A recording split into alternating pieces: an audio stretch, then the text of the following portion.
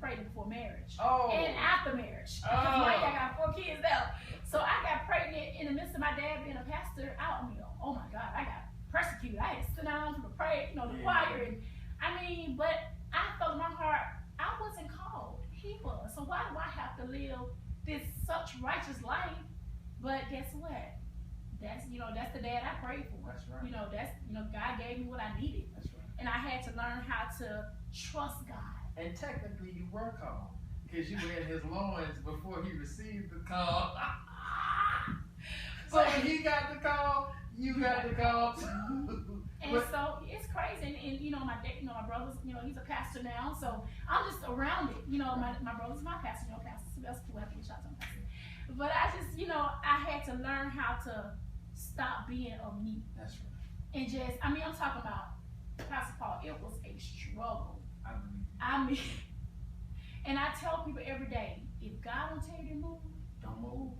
I'm talking about repercussions come behind it. And what people got to understand on a serious note, your children suffer behind it. That's right.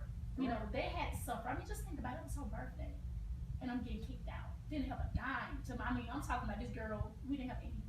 Only thing we had was pitiful, just sadness, just like, wow. So when did you realize God turning it around?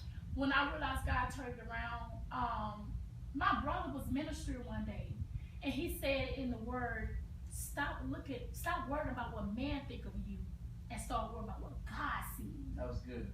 And I started thinking about, I was so ashamed of me, because church folk will make you feel bad about yourself, and they'll put you down. That's right. And when my brother ministered to me on, don't worry about man no more.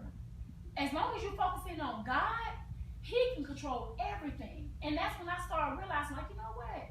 I can do this. I can pick up the pieces.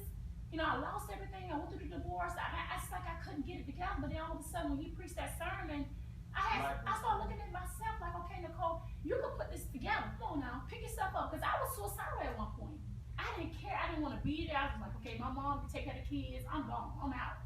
And the danger when you don't have the right people in your circle or the right people that's important to you is God doesn't mean for you to enter a place of condemnation. Yes. The Bible says, now therefore there is no condemnation for those who are in Christ Jesus. But when you got other voices speaking to you, they'll bring up your past and leave it there. I'm still dealing with that now. Yeah, but when God forgives you, He forgave you. But but see, the thing about it, what I had to learn about people, even when you down, that's like they want to push you down. Worse. It make you feel like you don't have you already, just kicking you to the curb. And I had to learn how to cut on the TV and listen to your Bishop Longs and your Bishop Jakes and people like yourself. Every time I see you guys, it was always an encouragement. I see you, I got you. Keep moving, keep pressing. But you need that. Right. So for me, to the average woman that's in my situation, a single mom of 4, been through divorce, been homeless, suicidal, you got to keep moving. That's right. You got to know that at the end of the day, it's about him. Yeah. It ain't about us. It ain't about people who are around you. It's totally about leaning on him and trusting that he got you no matter what your circumstances might be. Amen. And that's what I'm dealing with right now. That's Psalms 23. He says to remind you, yea, though you walk through the valley of the shadow of death, you don't have to fear the evil. Here's what gets good though. He says, he prepares a table for me in the presence of my enemies. Watch this. Enemies had to be present. They had to be. Because they are a cue that he's about to promote you. If they weren't there, then I would worry. But since they are there, he says, I'm preparing an audience to show them my hands on you, irrespective of your present circumstance. Because when my hand's on your life, not only is the table prepared, watch this, he says, he anoints my head with oil, but watch, my cup. Now the oil hit my head. It didn't touch my cup. Wow. Because when he puts it in you, he blesses everything that comes out of you. He empowers your hand to do more with him speaking over your life than you trying to do it by yourself. Oh my Lord. Isn't that something? That's all right Isn't that something? And for me, it was all about, okay, it's time to give back. That's right.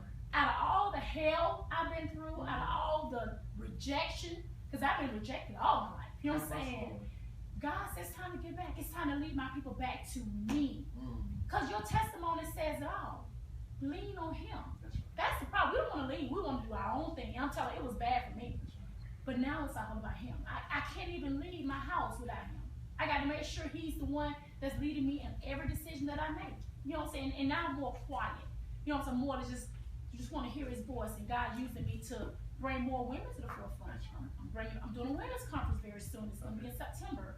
And it's going to be all about the whole woman. That's right. How to love yourself. Because you have to love yourself when you love anybody else.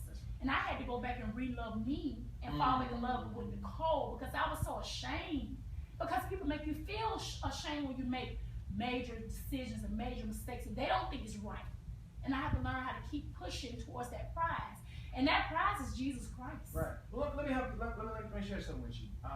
When you look at the book of Genesis, we always highlight God making Adam and putting Adam in charge of all of these things. But most people miss the fact that when God acquired a rib out of Adam and made woman, the Bible says he led Eve where Adam was. Wow. It is the indication that just as he spent time with Adam, he spent time with Eve. That's just true. as Adam had a relationship with God, Eve had a relationship with God.